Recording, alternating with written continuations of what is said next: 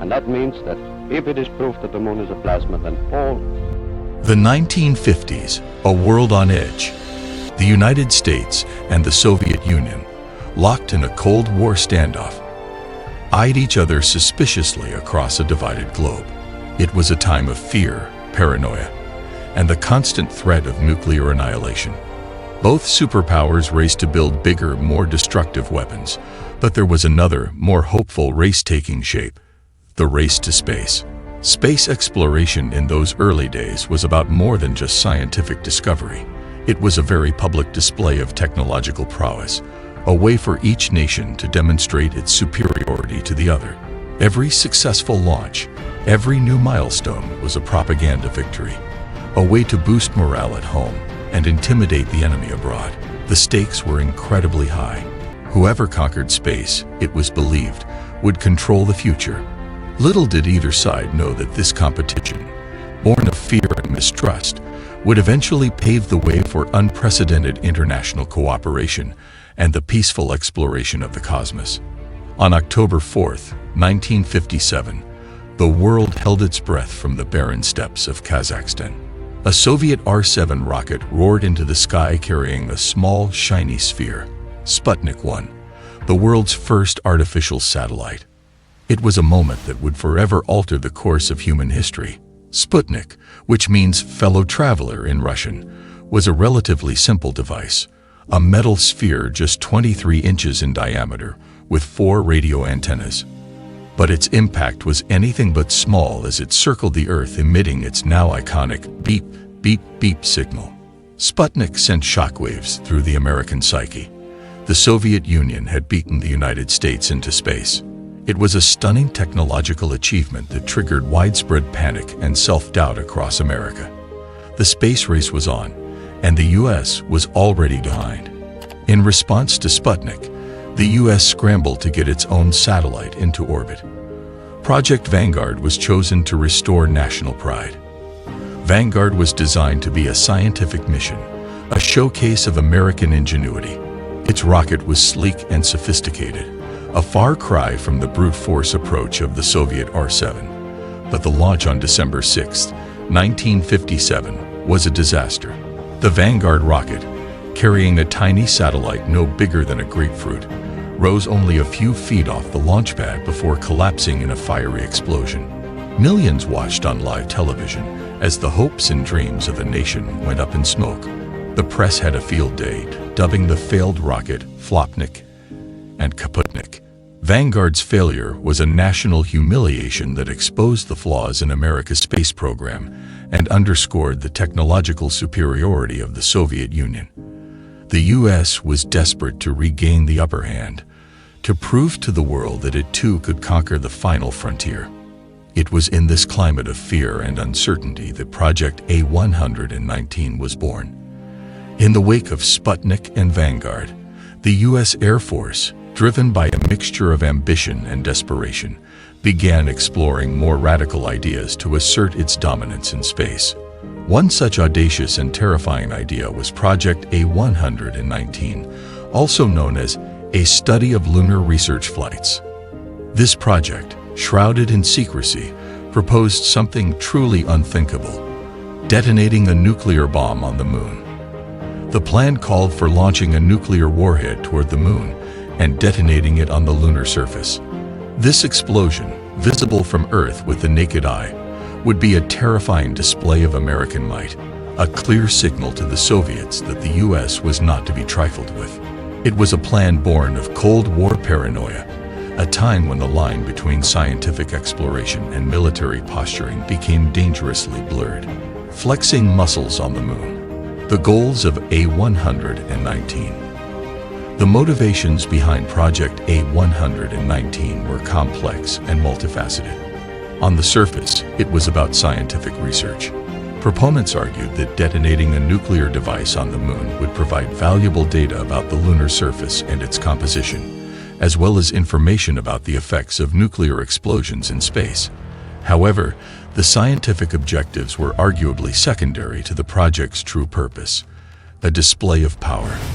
The U.S. was lagging behind in the space race, and A119 was seen as a way to quickly and dramatically demonstrate technological superiority.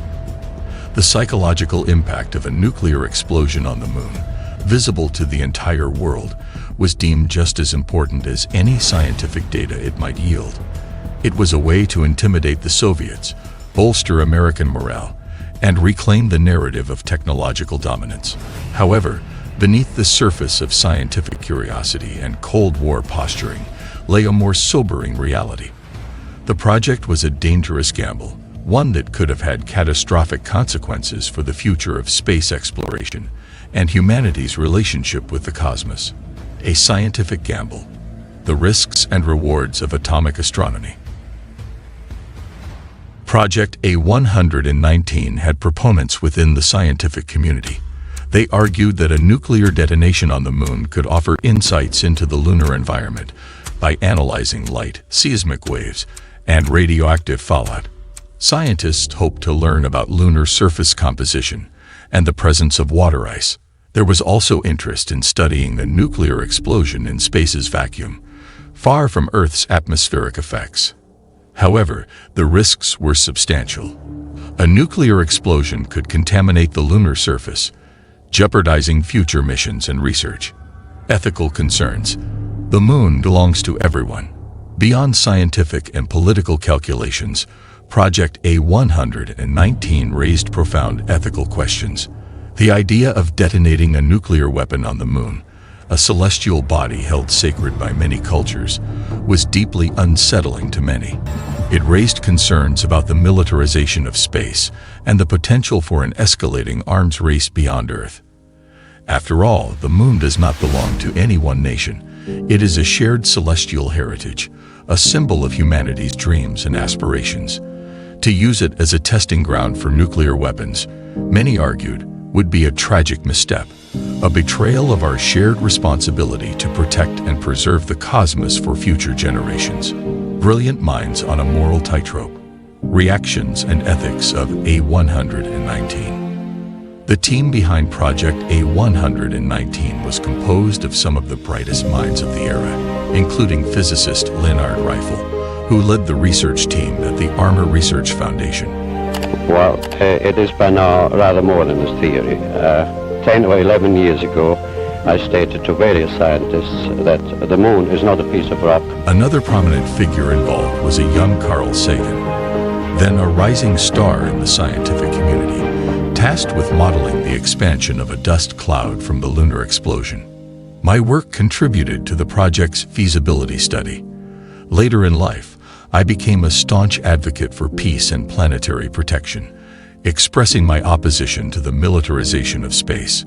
The involvement of scientists like Reifel and Sagan in Project A119 highlights the ethical dilemmas faced by researchers during the Cold War.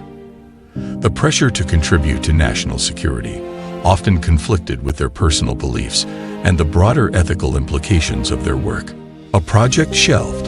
Why A119 never launched. Despite initial enthusiasm for Project A119, the plan was ultimately scrapped. In 1959, several factors contributed to its demise. Firstly, as the space race progressed, the U.S. began to close the technological gap with the Soviet Union. The successful launch of Explorer 1 in 1958 and the establishment of NASA demonstrated America's commitment to space exploration through peaceful scientific means. Secondly, public opinion played a role in A119's cancellation. As details of the project leaked out, there was a growing public outcry against the idea of nuking the moon. People around the world recognized the moon as a shared natural wonder and opposed its use as a military target. Finally, the scientific community itself was divided on the merits of A119. While some saw it as a unique opportunity for research, others argued that the risks outweighed the potential benefits. The ethical implications of detonating a nuclear weapon on a celestial body also weighed heavily on the minds of many scientists. A new era of cooperation, treaties, and the peaceful uses of outer space. In the end, the U.S. chose a different path, one that emphasized peaceful scientific exploration and international cooperation. The Outer Space Treaty of 1967, signed by both the US and the Soviet Union, established space as the province of all mankind and prohibited the placement of nuclear weapons in orbit or on celestial bodies. This treaty marked a turning point in the space race, shifting the focus from competition to collaboration. Instead of vying for military dominance in space, nations began to work together, sharing knowledge and resources to advance our understanding of the universe. The legacy of Project A119 serves as a stark reminder of the dangers of unchecked ambition and the importance of ethical considerations in scientific endeavors. It also highlights the power of international diplomacy and cooperation in preventing the militarization of space. Echoes of A119. Lessons learned and a legacy of peace. Project A119, though unrealized, stands as a chilling reminder of the Cold War's extremes. It underscores the balance between scientific progress, national security, and ethics. The plan's consideration underscores the importance of public discourse and international cooperation. The legacy of A119 lies in the path it helped to avert. It serves as a cautionary tale, reminding us that scientific pursuit should respect humanity and the cosmos. Abandoning Project A119 reflects a triumph of reason and cooperation. Just look at the events of last year. India landed the Chandrayaan-3 lunar module on the moon. The whole world applauded it, not because it was a military or political success, but because it was a scientific success. No nuclear explosion could have matched that. And it may seem like this chapter is behind us. After all, who would be reckless enough to militarize space in this day and age? Well, countries. China has been developing anti-satellite weapons. They can knock out enemy satellites in low orbit. The US has a dedicated space force. It was established in 2019 by former President Donald Trump. So there is no shortage of bad ideas. It won't be long before someone thinks up another project, A119. Will it be the moon? Or Mars? Or something else? We don't know. But chances are, it will be equally absurd. Did you enjoy this episode? If you love these types of videos, you're in luck because we have plenty more coming your way. Don't forget to hit the subscribe button to support our channel. Give us a thumbs up and join our community. Thanks for watching True Crime.